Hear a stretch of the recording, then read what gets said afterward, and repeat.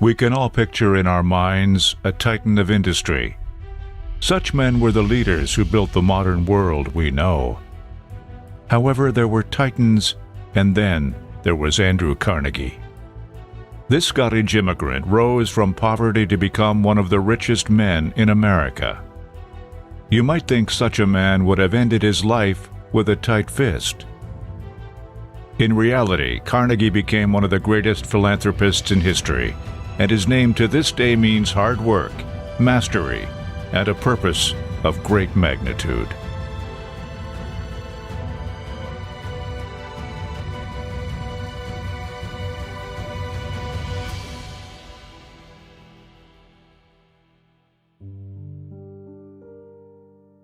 Born in 1835 in Dunfermline, Scotland, to a weaving family, Andrew Carnegie experienced deprivation early on. His father lost his traditional trade to mechanization. "It was burnt into my heart that my father had to beg for work," said Carnegie. "And then and there came the resolve that I would cure that when I got to be a man." Nearly penniless, the family was forced to emigrate to the United States. We sailed from Broomielaw of Glasgow in the 800-ton sailing ship Wiscasset. Leaving poverty for an uncertain future, the Carnegie family settled in Allegheny, Pennsylvania, and young Andrew went to work at the age of 12 as a bobbin boy in a cotton factory. It was dangerous work, but young Carnegie was not deterred by hard labor. He attended night school and quickly taught himself to read, thanks to a James Anderson, a local man who opened his personal library to working boys. Books would continue to form the bedrock of Carnegie's education for the rest of his life.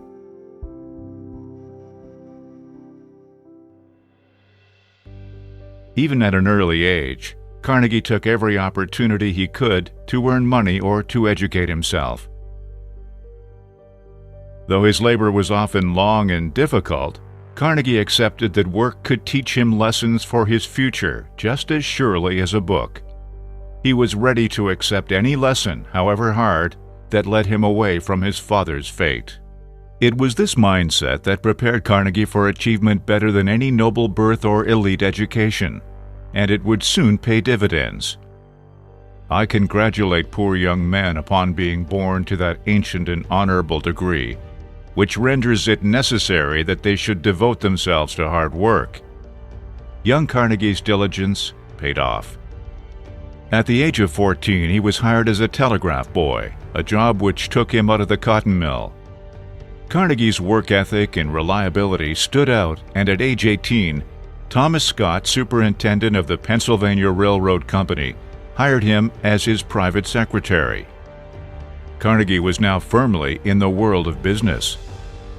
Determined to take advantage of every opportunity, Carnegie accepted more and more responsibilities, eventually succeeding Scott at the railroad. This position also gave Carnegie insight into investment opportunities. His first major investment was in railroad sleeping cars, an innovative idea in 1856.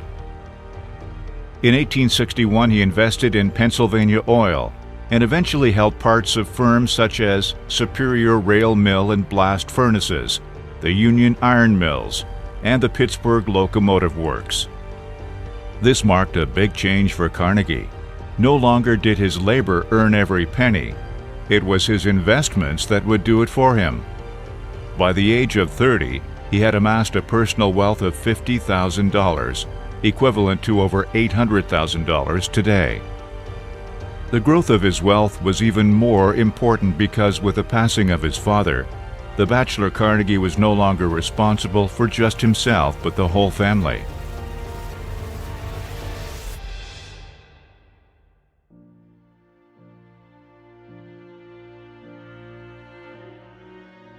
He bought his mother a large house and began to expand his business interest further. Yet the seeds of Carnegie's future philanthropy were there. In 1868, he wrote a letter avowing that he would give up business interest and dedicate himself to benevolence. No idol is more debasing than the worship of money. Whatever I engage in, I must push inordinately. Therefore, should I be careful to choose that life which will be the most elevating in its character? Still, Carnegie applied himself to his business concerns. During frequent visits to Great Britain, Carnegie became fascinated with the steel industry. Seeing a future for steel in virtually every aspect of industrial production, he borrowed the Bessemer steel-making process from Britain, and in 1873 set up his own steel mill, the J. Edgar Thompson Steel Works, named for his best customer.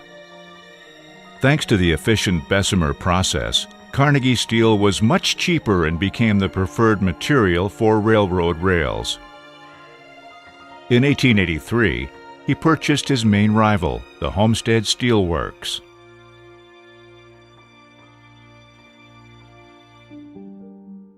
Carnegie also worked to vertically integrate raw material acquisition into his business, and soon had control over his entire steelmaking process. When he formed Carnegie Steel in 1892, U.S. steel production had surpassed Great Britain's, due in large part to Carnegie's relentless drive that combined a powerful sense of focus without losing sight of the larger picture. Concentrate your energies, your thoughts, and your capital. The wise man puts all his eggs in one basket and watches the basket. Carnegie's ascent was not without its problems. One of his greatest challenges lay in his chairman, Henry Clay Frick. Although, like Carnegie, a shrewd businessman, Frick was in many ways Carnegie's opposite. Foremost, he lacked Carnegie's sense of ethics. Frick had been culpable in the neglect of a private dam that burst and caused the 1889 Johnstown flood, which killed over 2,200 people and caused a public uproar. However, along with his cronies who had built the dam, Frick avoided liability. The problems continued in 1892, when union members at Homestead Steel went on strike, barricading themselves inside the factory. An ardent union buster, Frick sent a private army of 300 armed Pinkerton agents to put down the strike. A riot ensued, and after the death of 10 men, the agents were thrown back. Frick received much criticism for his heavy-handed methods. Throughout the 1880s, Carnegie had relied upon Frick to build his empire. But by this point, Frick's behavior forced Carnegie to try to sideline the chairman, especially when it came to finances. The rift between the men was clear. Carnegie was his own man, a titan of industry, but not a robber baron bent on profit for profit's sake. He had different plans for his single-minded pursuit of wealth. The Homestead strike coincided with the pinnacle of Carnegie's career, the formation of Carnegie Steel. Just 9 years later, he would sell the corporation to J.P. Morgan for a staggering $480 million, equivalent to $12.1 billion today. Though retired from business, Carnegie did not recede into a life of luxury and ease. While he may not have given up on business as early as had promised 30 years before, Carnegie still followed through on his commitment to give away his wealth. His ideas had matured over time, and his 1889 book, The Gospel of Wealth, expressed his well-developed views. Although it was the individual virtues of hard work and determination that led to financial success, Carnegie wrote it was the responsibility of those who reaped enormous fortunes not to squander them. Indeed, Carnegie believed the rich should return the vast bulk of their wealth to the people to continue improving their lives materially, just like the industrial system he had helped build. "The man who dies thus rich dies disgraced," he wrote. True to his word, Carnegie's philanthropic impact drew on his roots, the power of reading. Believing that anyone like he could better themselves with access to books, Carnegie funded over 2,500 libraries across the English-speaking world. In addition, he established several trusts and institutions in his name. These institutions were dedicated to improving education in Scotland and the United States, advancing science, and promoting world peace. It was from my own early experience that I decided there was no use to which money could be applied so productive as the founding of a public library. How much did Andrew Carnegie give away? In his lifetime, he gave nearly $350 million to philanthropy. That is equivalent to nearly $11 billion today.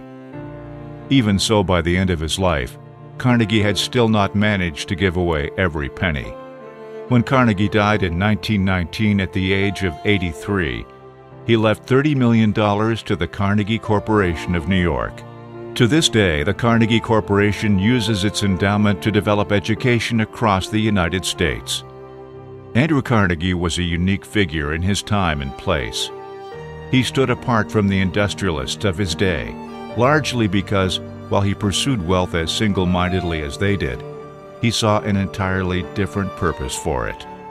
Carnegie drew from his own experience of deprivation to understand what his impact on the world could be. Throughout his life, he aligned his own success with the improvement of life for others.